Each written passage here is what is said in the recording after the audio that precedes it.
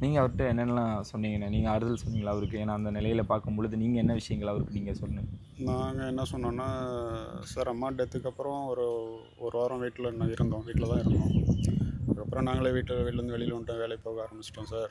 நீங்களும் இப்படிலாம் இருக்க வேண்டாம். வெளியில் வாங்க. ஏன்னா உங்களுக்கும் நிறைய கடமைகள் இருக்குது.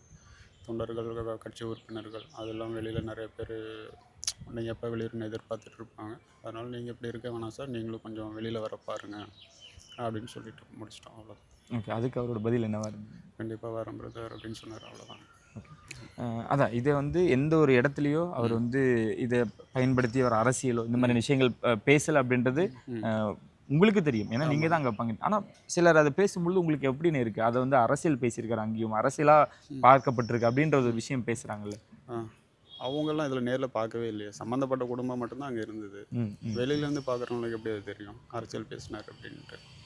இனி மாதிரி இந்த மாதிரியான ஒரு நிகழ்வு இனிமேட்டு நடக்கக்கூடாதுன்னு அவருக்கு சொல்லப்பட்டுச்சுங்க. சொல்லப்பட்டுச்சுன்னா அவர் இதில் அது என்ன சொல்கிறேன்னா பிரதர், இந்த 41 குடும்பத்தை பற்றி மட்டும்தான் அவரோட சிந்தனை.